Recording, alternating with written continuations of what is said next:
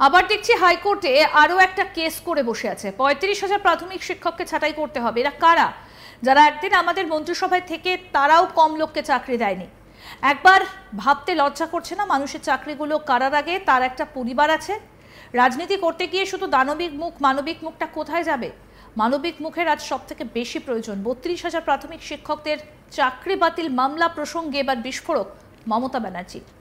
SSC নিয়োগ দুর্নীতি মামলায় একসঙ্গে প্রায় ২৬,০০০ চাকরি যাওয়ার পর এবার মাথার ওপর খাড়া ঝুলছে প্রাথমিক শিক্ষকদের।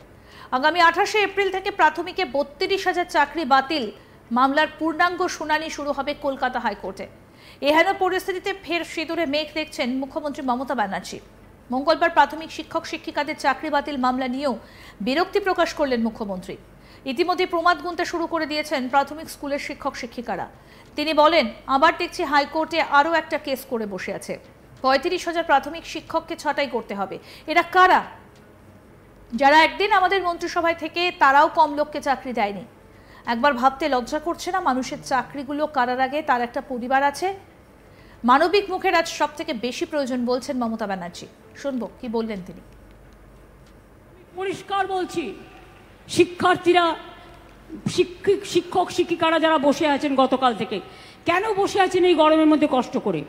আপনারা স্কুলে যান। আমি তো আপনাদের বলেছি, সুপ্রিম কোর্টে আপনাদের টাকা বন্ধ করে দিয়েছিল, চাকরি বাতিল করে দিয়েছিল, কিন্তু আমরা তো রিভিউ পিটিশন করেছিলাম এবং তাতে তো আমরা বলেছি যে আপনারা মাইনে পাবেন এবং সিস্টেম অনুযায়ী মাইনে আপনাদের কাছে চলে যাবে। এর জন্য কারো প্ররোচনা দেওয়ার দরকার নেই, উত্তেজনা করবার দরকার নেই। আর গ্রুপ সিডি যেটা বাতিল হয়েছে, আমাদের আইনজীবীদের সাথে পরামর্শ করতে দিন। আমরা আইনজীবীদের সাথে পরামর্শ করে বাদবাকিটাও আমরা নিশ্চয়ই আবার দরকার হলে রিভিউয়ে যাব, এইটুকু বিশ্বাস আমাদের উপর করতে পারেন।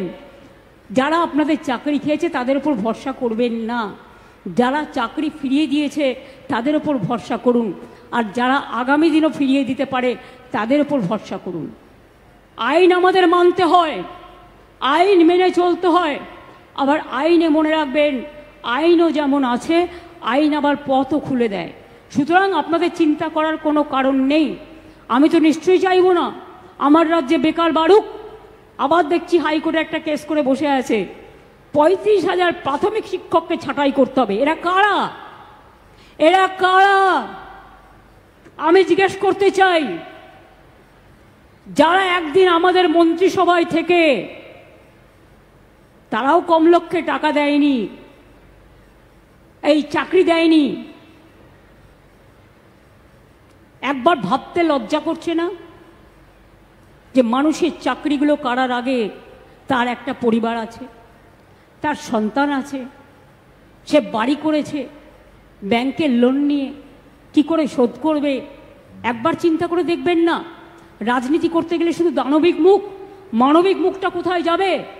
মানবিক মুখের আজকে সবচেয়ে বেশি প্রয়োজন।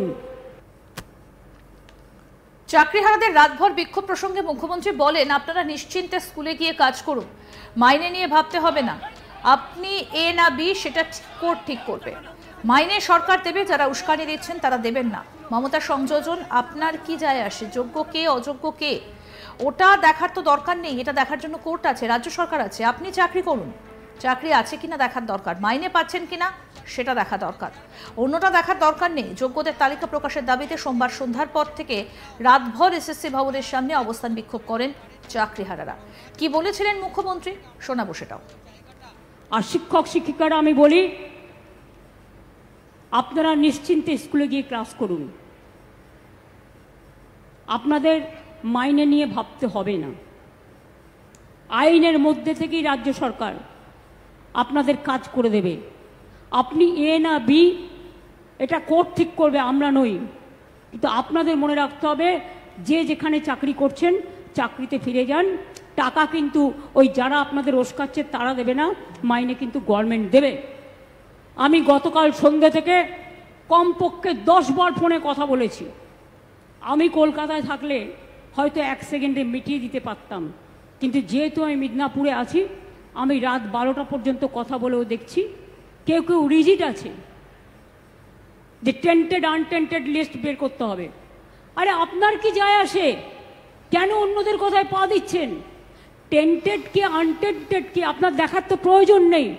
ওটা দেখার জন্য রাজ্য সরকার আছে, কোর্ট আছে, আমরা এভিডেন্স নেব, আমরা কোর্টের কি বলা হয়েছে দেখব। এটা আপনার তো লিস্টের দরকার নেই। আপনি চাকরি করেন, আপনার চাকরিটা আছে কিনা দেখার দরকার, আপনি ঠিকমতো মাইনে পাচ্ছেন কিনা সেটা আপনার দেখার দরকার, অন্যটা আপনার দেখার দরকার নেই। ওটা আমাদের ওপরে ছেড়ে দিন। মনে রাখবেন ইউপিতে 69,000 লোকের চাকরি গেছিল বিজেপি সরকার থাকাকালীন, কেউ ফিরে পায়নি। আমি তো আপনাদের বলছি আপনারা ফিরে পাবেন। আমরাই তো আপনাদের কোর্টে গিয়ে আপনাদের হয়ে ফাইট করে অ্যালাউ করেছি। ত্রিপুরায় 10,000 লোকের চাকরি চলে গিয়েছিল, কোর্ট বাতিল করে দিয়েছিল। বিজেপি সরকার বলেছিল ক্ষমতায় এসে ফিরিয়ে দেবে। আজ পর্যন্ত 7 বছর হয়ে গেল, ফেরায় তো নি। উপরন্তু তাদের মাথায় লাঠি মারা হয়েছে। আমাদের সরকার কিন্তু তা নয়। মুর্শিদাবাদের ঘটনা নিয়ে মমতা বন্দ্যোপাধ্যায় বলেন, একটা দুঃখজনক ঝামেলা হয়েছে, আমরা কেউ ঝামেলা চাই না। 2টো ওয়ার্ডে হয়েছে, সেটাও বহিরাগতরা কিছু স্থানীয় লোককে সঙ্গে নিয়ে কিভাবে করেছে সেই চক্রান্ত আমরা ফাঁস করে দেব।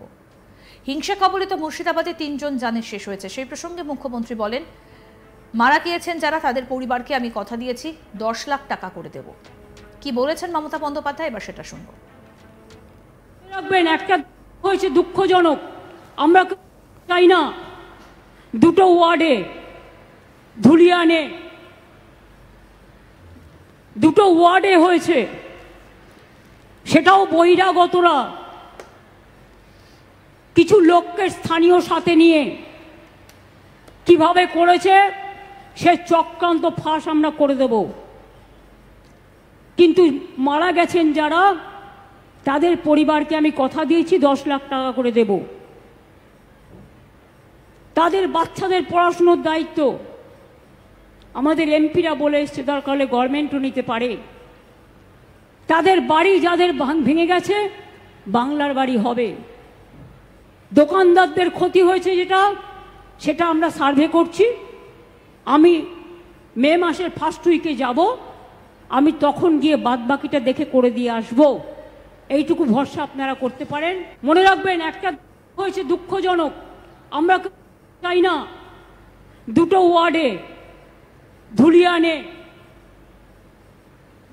2টো ওয়ার্ডে হয়েছে। আরো আপডেট পেতে দেখতে থাকুন আজ তাক বাংলা। সাবস্ক্রাইব করুন, নোটিফিকেশন পেতে বেল বাটন অপশন প্রেস করুন, হোয়াটসঅ্যাপেও ফলো করুন আজ তাক বাংলা।